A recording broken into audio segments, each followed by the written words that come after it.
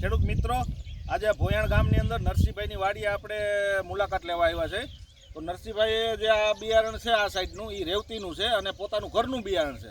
આગલા વર્ષે એને આપણે રેવતીના બોક્સ લીધા હતા અને પોતાનું ઘરનું બિયારણ વાવેતર કરેલ છે. અને આ બાજુ એને આપણે રીનો કંપનીની જે નવી વેરાયટી છે મીનાક્ષી, એના એક બોક્સનું વાવેતર કરેલ છે.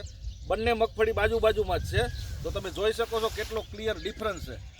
રેવતી છે એ થોડાક એના છોડ પીળાશ પડતા છે અને હાઇટ વધારે છે, જ્યારે મીનાક્ષી છે એકદમ ડાર્ક ગ્રીન, એકદમ કાળું ખેતર. તમે જોઈ શકો છો એકદમ લીલો કલર, અને એની હાઇટ પણ નીચી છે. અને બીજા નંબરની અંદર ખેડૂત મિત્રો, મીનાક્ષીની અંદર દોડવાની સાઈઝ મોટી, લીસો દોડવો થાય, 3 દાણાના પોપટાની સંખ્યા વધારે થાય અને ફોતળું એકદમ આછું થાય. જ્યારે રેવતીની અંદર ફોતળું આછું છે પણ દોડવાની સાઈઝ છે નાની છે અને એનો ગ્રોથ થોડોક વધારે થાય છે અને પીળાશ પડતો ગ્રોથ છે. તો જોઈ શકો છો તમે રેનો રેવતી અને રેનો મીનાક્ષી વચ્ચેનો ડિફરન્સ. નરસિંહભાઈએ પોતાના ખેતરમાં બંને બાજુમાં જ લગાવેલી.